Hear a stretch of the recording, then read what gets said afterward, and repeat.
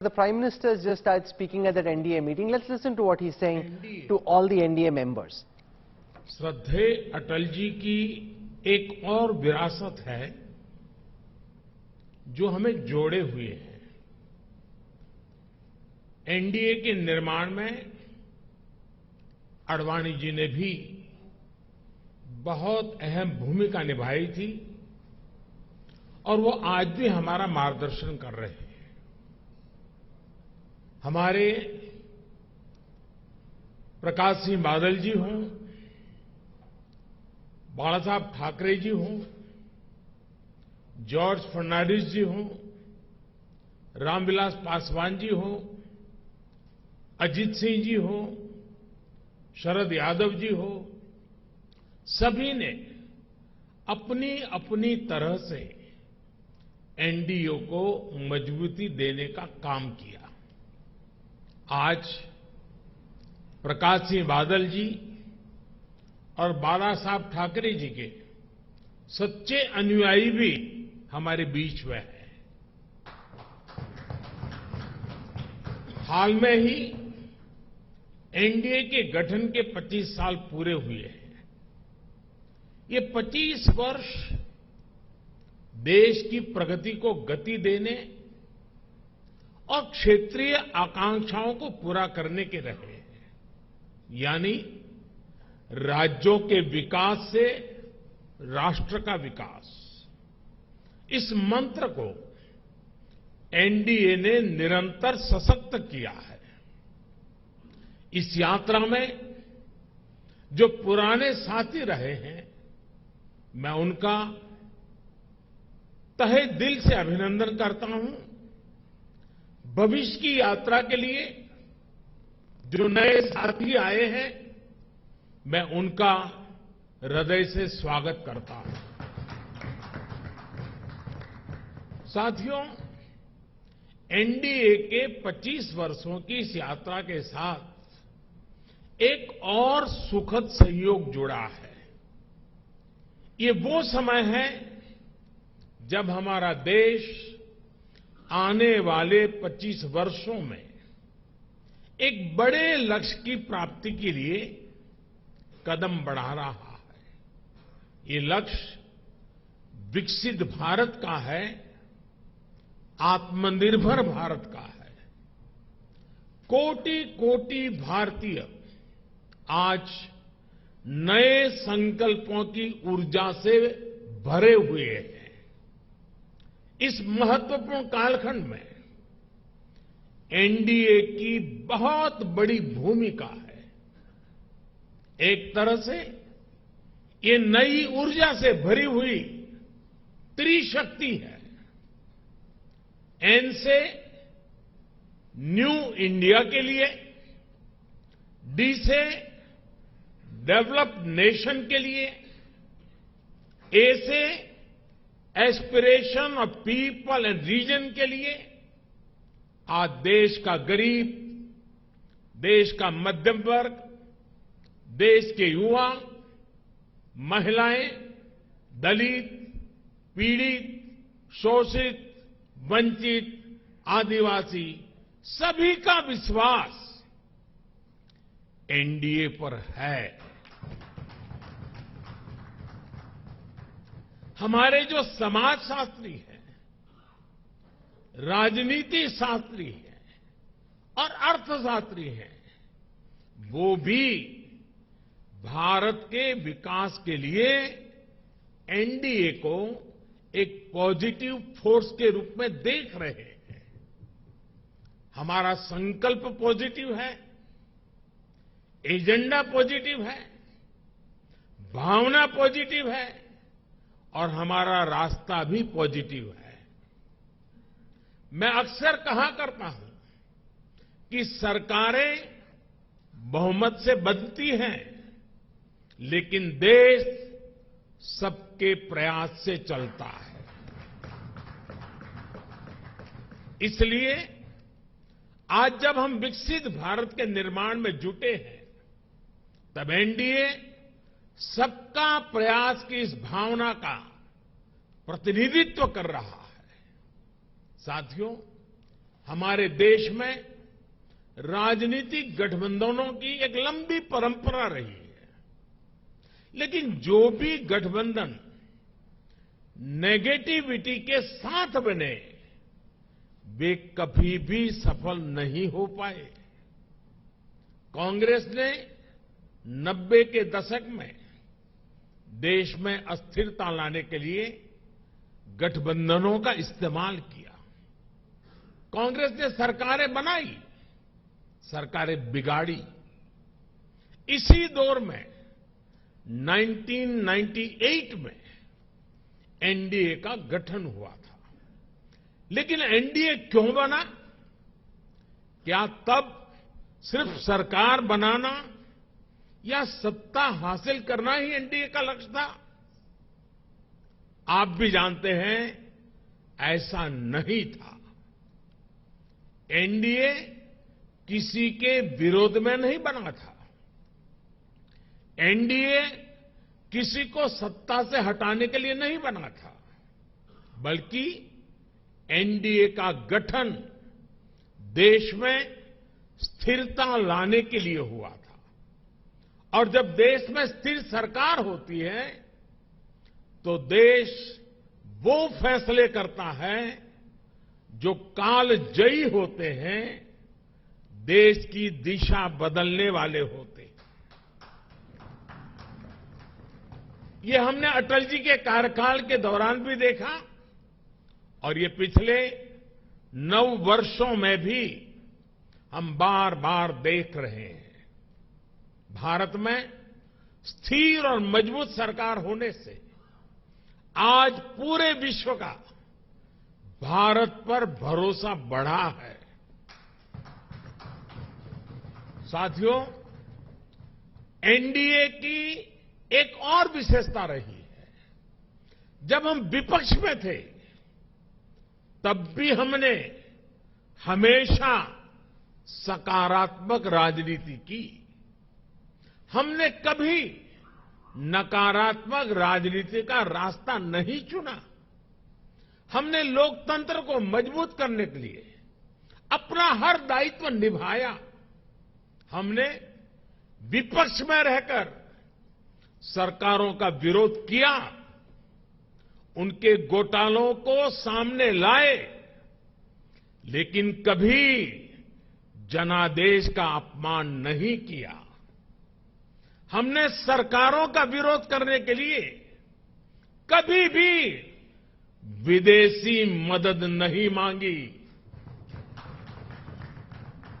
हम विपक्ष में रहे, लेकिन हमने देश के विकास में न रोड़े अटकाए और न ही रुकावट बने।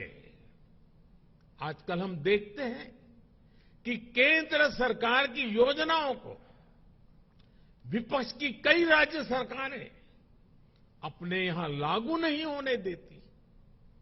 अगर ये योजनाएं लागू होती भी हैं तो उन्हें रफ्तार नहीं पकड़ने दी जाती। ये लोग सोचते हैं कि अगर उनके राज्यों में गरीबों को केंद्र की योजना का लाभ मिल गया तो कैसे काम चलेगा, उनकी राजनीति कैसे चलेगी। मुझे याद है, गरीबों के घर के लिए, हर घर जल के लिए, आयुष्मान भारत योजना के लिए कितनी ही बार विपक्ष के मुख्यमंत्रियों को मुझे चिट्ठियां लिखनी पड़ती है, लेकिन ये लोग गरीब के कल्याण को भी राजनीतिक नफा नुकसान से ही तोलते रहे। साथियों, जब गठबंधन सत्ता की मजबूरी का हो, जब गठबंधन भ्रष्टाचार की नीयत से हो, जब गठबंधन परिवारवाद की नीति पर आधारित हो, जब गठबंधन जातिवाद और क्षेत्रवाद को ध्यान में रखकर किया गया हो, तो वो गठबंधन देश का बहुत नुकसान करता है। 2014 से पहले की गठबंधन सरकार का उदाहरण हमारे सामने है। तमाम उठापटक के बीच वो गठबंधन सरकार किसी तरह अपने 10 साल खींच पाई। लेकिन देश को क्या मिला?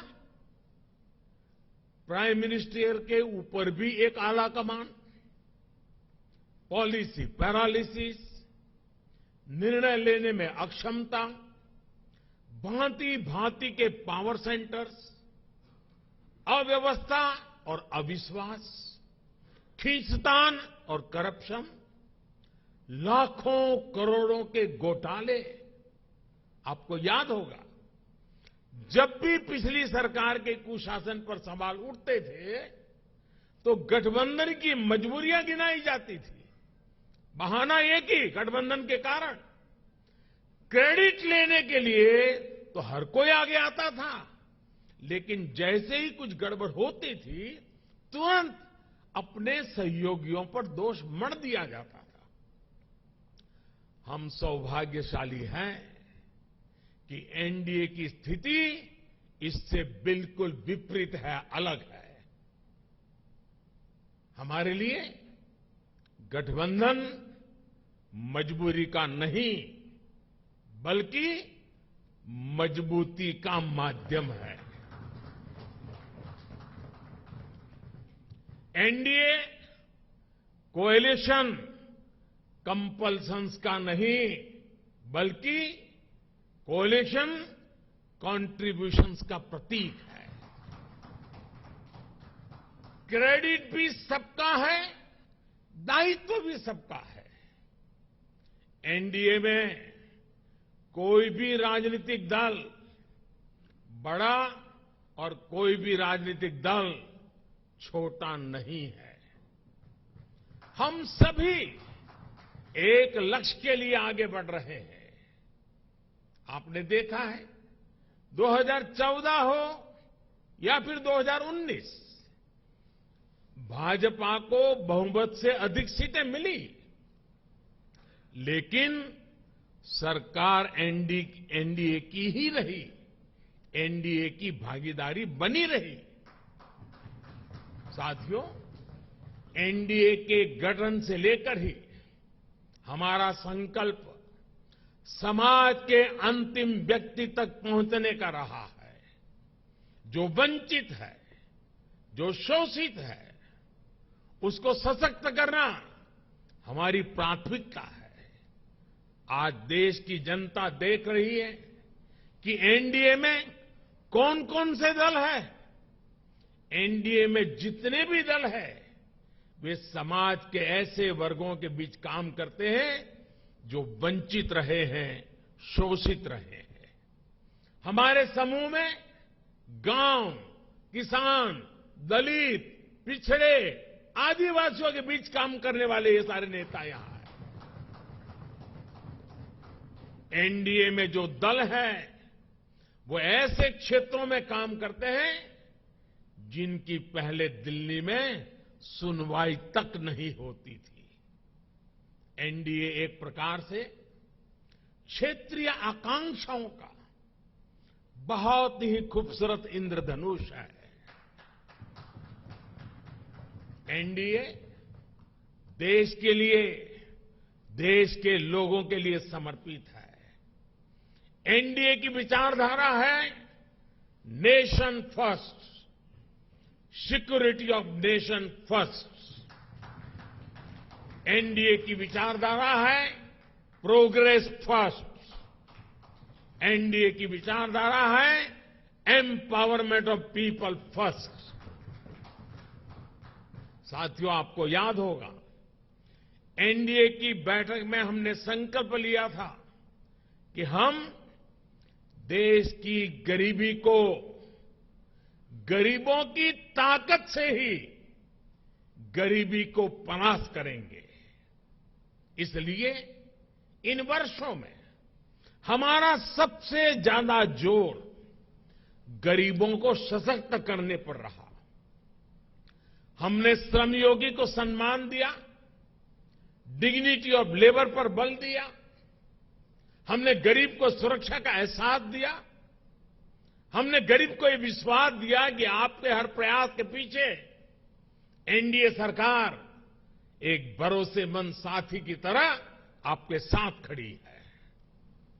जैसे किसान को अगर सही बीज और खाद पानी मिल जाए तो वो पैदावार का रिकॉर्ड बना देता है, वैसे ही हमने गरीबों को सशक्त करने के लिए उन्हें हर संभव मदद की।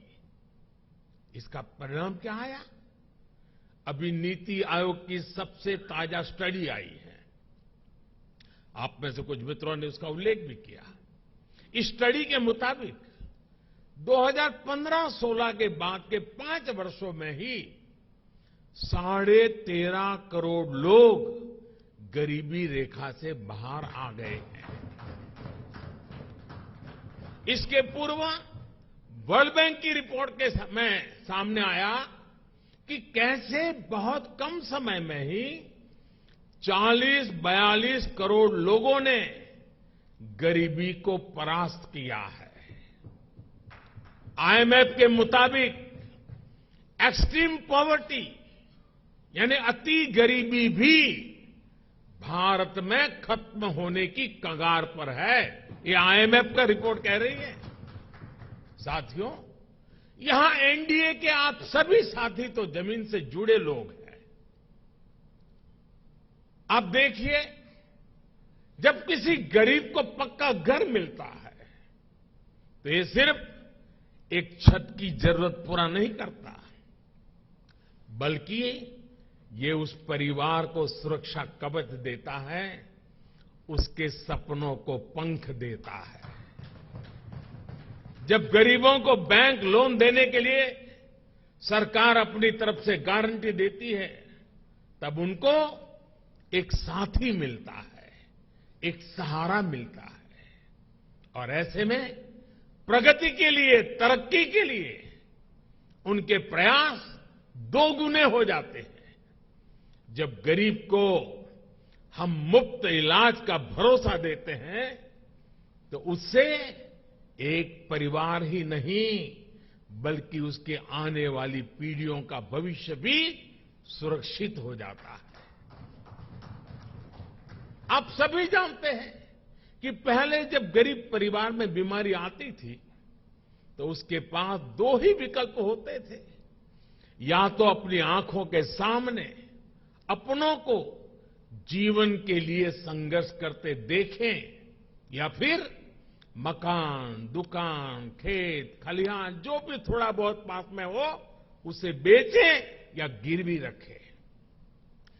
पीढ़ी दर पीढ़ी गरीब को गरीब रखने के इस कुचक्र को भी एनडीए सरकार की अनेक योजनाओं ने तोड़ दिया है।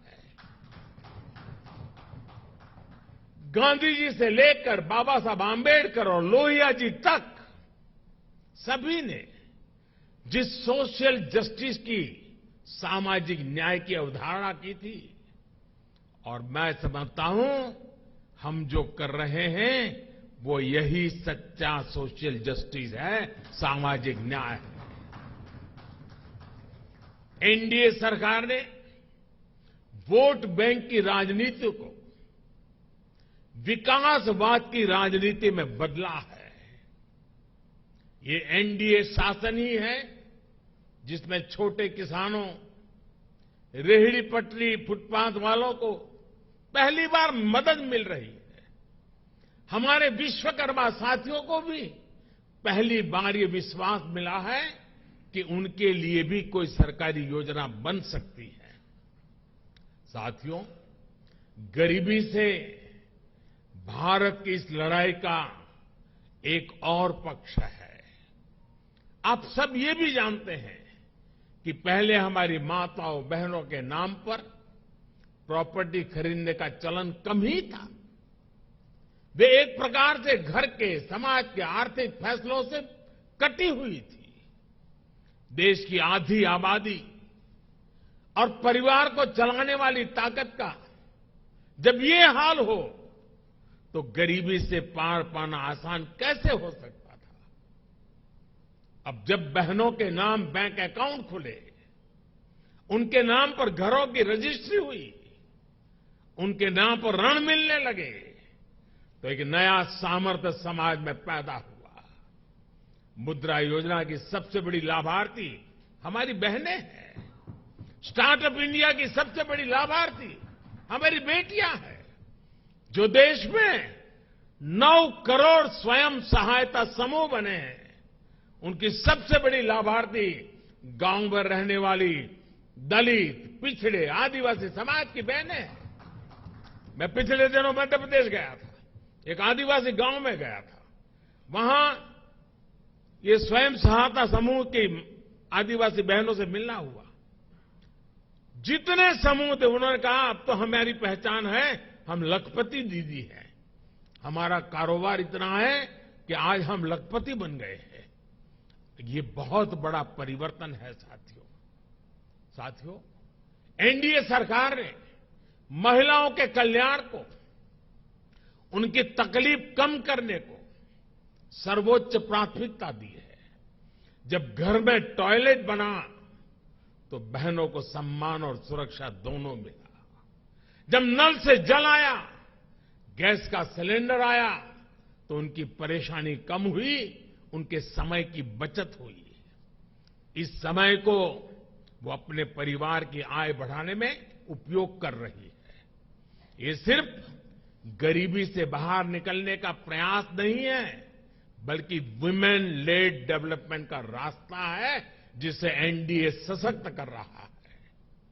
आज डिफेंस से लेकर माइनिंग तक हर सेक्टर को बेटियों के लिए खोल दिया गया है। देश को पहली आदिवासी महिला राष्ट्रपति देने का सौभाग्य एनडीए को मिला है। साथियों, 9 साल में हमने केवल एक लक्ष्य के साथ काम किया है कि हम देशवासियों का, खासकर गरीब और वंचित का जीवन बेहतर बना सके। मैं चाहूंगा कि जो लोग एकेडमिक्स से जुड़े हैं, गवर्नेंस स्टडीज से जुड़े हैं, वो इस दिशा में रिसर्च करें। किसी भी सरकार का फ्यूचर विजन क्या है, स्केल ऑफ वर्किंग क्या है, स्पीड ऑफ वर्किंग क्या है, उसकी वर्क स्पिरिट क्या है, इसका मूल्यांकन किया जाए। इन सभी पैरामीटर्स पर एनडीए सरकार का काम न केवल असाधारण साबित होगा, बल्कि एक मॉडल के तौर पर उभरेगा। हम केवल आज की जरूरतों के लिए काम नहीं कर रहे हैं, हम आने वाली पीढ़ियों के भविष्य को भी सुरक्षित बना रहे हैं। मैं आपको एक उदाहरण देता हूं। हमारे लिए बहुत आसान था कि आजादी के 75 साल पूरे होने पर हम भी कोई स्मारक बना देते, दिल्ली में कोई ऐसी इमारत अपने नाम पर खड़ी कर देते थे या कोई मूर्ति लगवा देते। लेकिन हम देश के कोने कोने में 1 लाख अमृत सरोवर बना रहे हैं। हमारा स्केल, हमारा स्पीड, हमारी स्पिरिट और इसकी वजह से हमारे काम का स्कोप ये अभूतपूर्व है। हम विकास भी कर रहे हैं और विरासत को भी सहेज रहे हैं। हम मेक इन इंडिया पर भी बल दे रहे हैं और पर्यावरण की रक्षा भी कर रहे हैं। साथियों, हमारी नीयत साफ है, नीति स्पष्ट है और निर्णय ठोस है। एनडीए सरकार ने बीते 9 वर्षों में भ्रष्टाचार के हर रास्ते को बंद करने के लिए हर संभव प्रयास किए हैं। पहले सत्ता की गलियारों में जो बिचौलिए घूमते थे, हमने उनको बाहर कर दिया है। हमने टेक्नोलॉजी की मदद से लीकेज की हर संभावनाओं को दूर किया है। जनधन, आधार, मोबाइल, इसकी त्रिशक्ति से हमने करोड़ों फर्जी लाभार्थियों को गरीबों का हक छीनने से रोका है। आप सोचिए, देश में करीब करीब 10 करोड़ ऐसे फर्जी लाभार्थी थे जिनका जन्म ही नहीं हुआ था और जिन्हें सरकारी मदद जा रही थी, ये पैसे मेरे किसी गरीब भाई बहन के थे, किसी आदिवासी के थे, किसी पिछड़े और दलित साथी के थे। ये एनडीए सरकार है जिसने गरीब से हो रही इस लूट को बंद किया है। इन 9 वर्षों में 30 लाख करोड़ रुपए, यह आंकड़ा छोटा नहीं है, 30 लाख करोड़ रुपए डायरेक्ट बेनिफिट ट्रांसफर डीबीटी के जरिए सीधे लाभार्थियों के बैंक खातों में पहुंचे। ऐसा करके हमने गरीबों का कम से कम 3 लाख करोड़ रुपया गलत हाथों में जाने से बचाया है। साथियों, लोकतंत्र में राजनीति अलग अलग विजन को देश के सामने रखने का एक माध्यम होती है, लेकिन हर विजन का, हर विचारधारा का मकसद एक ही होता है, गुड गवर्नेंस और देशवासियों की सेवा। पॉलिटिक्स में प्रतिस्पर्धा हो सकती है, लेकिन शत्रुता नहीं होती। आखिरकार हम एक ही देश के लोग हैं, एक ही समाज का हिस्सा है। लेकिन दुर्भाग्य से आज विपक्ष ने अपनी एक ही पहचान बना ली है, हमें गाली देना, हमें नीचा दिखाना। बावजूद इसके हम एनडीए के सभी साथियों ने हमेशा देश को दलों के हित से ऊपर रखा है। हमने राजनीतिक सौहार्द और शालीनता को बनाए रखने के लिए प्रयास किए हैं। ये एनडीए सरकार ही है जिसने प्रणब दा को भारत रत्न दिया, जो जीवन भर कांग्रेस में रहे थे, लेकिन हमें उन्हें ये सम्मान देने में संकोच नहीं किया। ये एनडीए सरकार ही है जिसने मुलायम सिंह यादव, शरद पवार, गुलाम नबी आजाद, तरुण गोगोई, एमसी जमीर, मुजफ्फर बेग, ऐसे अनेक नेताओं को जो राजनीतिक दृष्टि से हमारे साथ नहीं है, हमारे खिलाफ है, हमने पद्म सम्मान दिया है उन लोगों को। ये नेता भी कभी बीजेपी या एनडीए में नहीं थे, लेकिन हमने देश सेवा में उनके लंबे योगदान को स्वीकार किया, उसे सराहा, उन्हें सम्मानित किया। लोकतंत्र की ये मूल भावना एनडीए की कार्यशैली में आपको हर जगह दिखेगी। इस समय भारत G20 समिट को होस्ट कर रहा है। इससे जुड़े आयोजन देश के हर राज्य में, हर हिस्से में हो रहे हैं। हमने इन आयोजनों को वेन्यू तय करते समय कभी ये नहीं सोचा कि किस राज्य में कौन सी पार्टी की सरकार है। कोरोना के समय भी मैंने लगातार सभी राज्यों के मुख्यमंत्रियों के साथ व्यक्तिगत संवाद किया, मीटिंग की।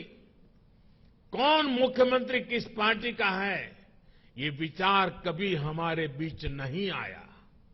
इसी तरह आप उन दिनों को भी याद करिए जब भाषा, लैंग्वेज लोगों को बांटने के एक टूल के तौर पर इस्तेमाल होती थी। लेकिन एनडीए सरकार की सोच देखिए। एनडीए सरकार ने मातृभाषा को बल देना शुरू किया और आज भाषाओं के माध्यम से, मातृभाषा के माध्यम से मेरे युवा डॉक्टर और इंजीनियर बने, इसका अवसर देने का जरिया भाषा बन रही है।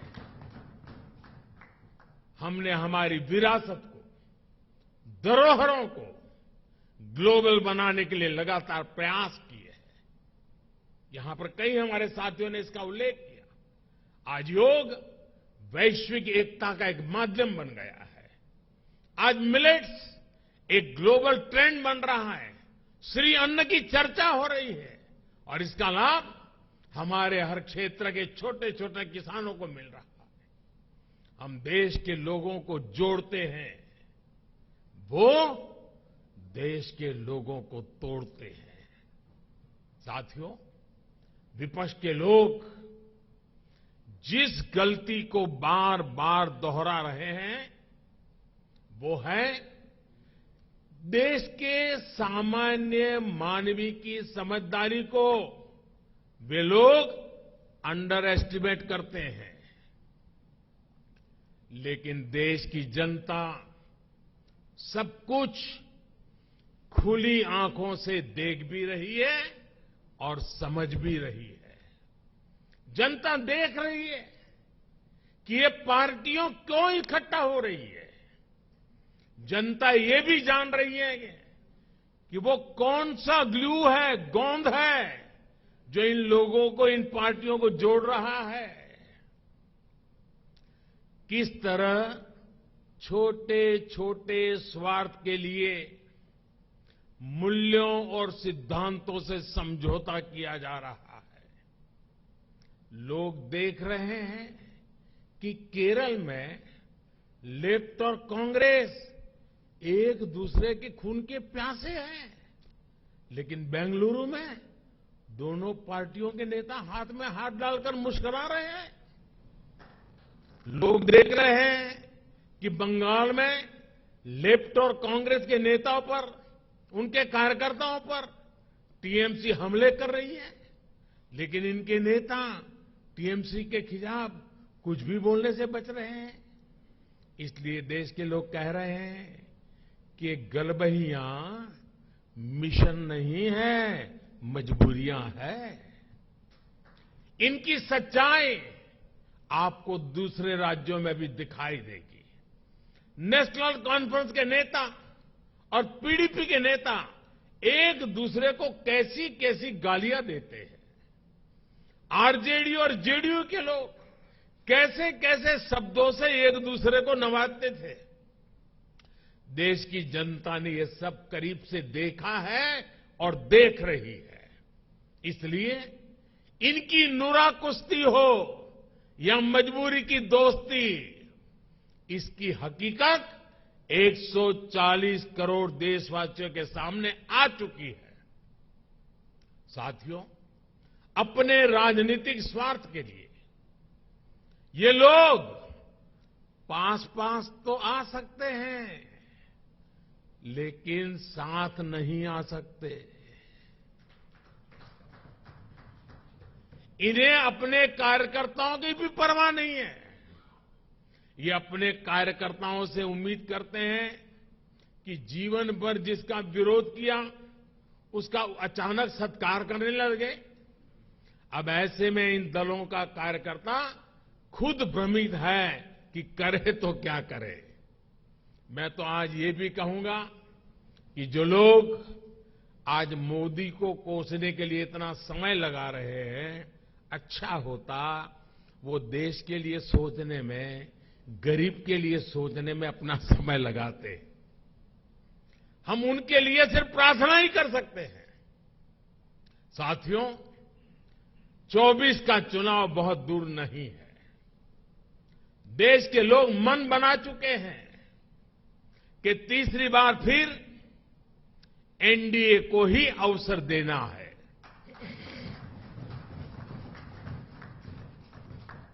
देश का मन आप जानते हैं, लेकिन विदेश का मन भी बहुत कुछ संकेत दे रहा है। आमतौर पर जब भी किसी देश में चुनाव का समय निकट आता है तो उसका बहुत बड़ा असर उसके वैश्विक संबंधों पर भी होता है। हर एक को लगता है कि भाई अब तो चुनाव का वर्ष है, अभी सरकार के साथ अभी रहने दो, एक बार चुनाव हो जाए, नई सरकार आएगी तब सोचेंगे। स्वाभाविक है। कोई भी दूसरा देश उस सरकार के साथ जो चुनाव बिल्कुल निकट हो वहां संबंध बनाने से पहले, संवाद करने से पहले 100 बार सोचता है। फॉरेन कंट्रीज हमेशा चुनाव के नतीजों का इंतजार करते हैं। लास्ट ईयर जब होता है तो सोचते हैं कि भाई एक बार चुनाव नतीजा आ जाना तो फिर देखेंगे।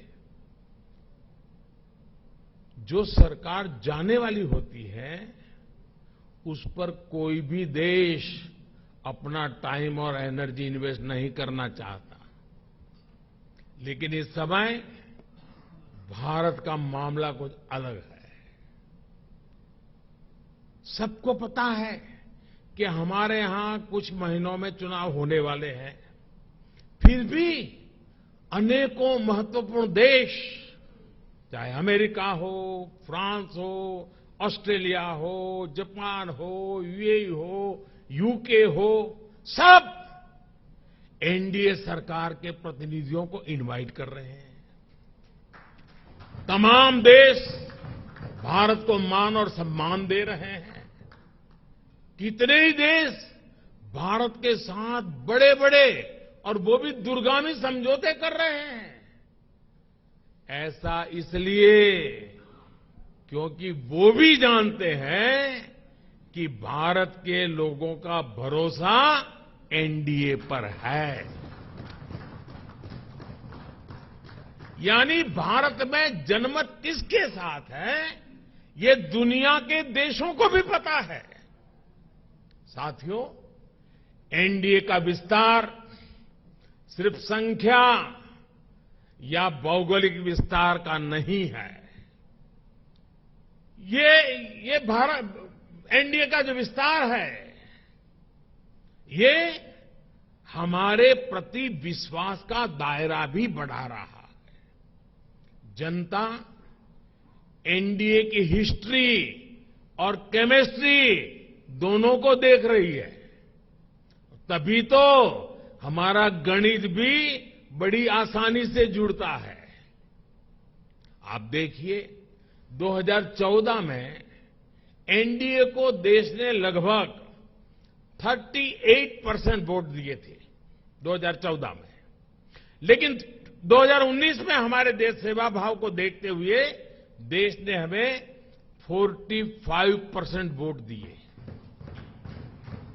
और आपको जानकर के खुशी होगी, इनमें 225 से अधिक सीटें ऐसी थी जो हम जीत करके आए, 225 से अधिक सीटें जहां 50% से अधिक वोट शेयर एनडीए को मिला है। एनडीए का हर सहयोगी जो मेहनत कर रहा है, उससे तय है कि 24 में एनडीए का वोट शेयर 50% से भी ऊपर जाएगा। आपकी मेहनत रंग लाने वाली है, मैं विश्वास से कहता हूं। आपकी मेहनत बेकार नहीं जाएगी। देश की जनता को आपके सबके नेतृत्व पर भरोसा है। पूरे देश में हमारे अनेक साथी एक बड़ी ताकत बनकर उभरेंगे। हम हर भूभाग, हर वर्ग, हर समाज को विकसित भारत के मिशन से जोड़ेंगे। साथियों, हमें विकास के मुद्दे पर ही जनता के पास जाना है। हमारा एक ही लक्ष्य है, विकास, भारत का विकास। भारत के कोटि कोटि लोगों की आशा आकांक्षा ही हमारा एजेंडा है। हम पूरी शक्ति लगा देंगे, हम मेहनत करेंगे, ईमानदारी से काम करेंगे, और यही हमारी गारंटी है। और लाल किले से मैंने कहा था, यही समय है, सही समय है। आज देश में एक माहौल बन चुका है। देश का आत्मसम्मान और आत्मविश्वास आज अभूतपूर्व ऊंचाई पर है। जैसे कोई इमारत बनाने से पहले नींव का निर्माण होता है, वैसे ही पिछले 9 वर्षों में नए भारत की एक मजबूत नींव का निर्माण हो चुका है। इस मजबूत नींव पर हम सभी को नए भारत का, आत्मनिर्भर भारत का, विकसित भारत का निर्माण करके ही रहना है। और आपने मुझ पर इतना विश्वास रखा है, इतना प्रेम बरसाया है, इतना स्नेह किया है। मैं आपको विश्वास दिलाता हूं और आपके माध्यम से मैं देशवासियों को विश्वास दिलाता हूं कि मैं अपने परिश्रम में, अपने प्रयासों में कहीं कोई कमी नहीं रहने दूंगा। मुझसे गलती हो सकती है, लेकिन बदनीयत से मैं दूर रहूंगा, बदनीयत से कोई काम नहीं करूंगा। और साथियों, मेरा जीवन आप देखते हैं, देश देख रहा है। मेरे शरीर का हर कण, मेरे समय का हर क्षण देश को ही समर्पित है।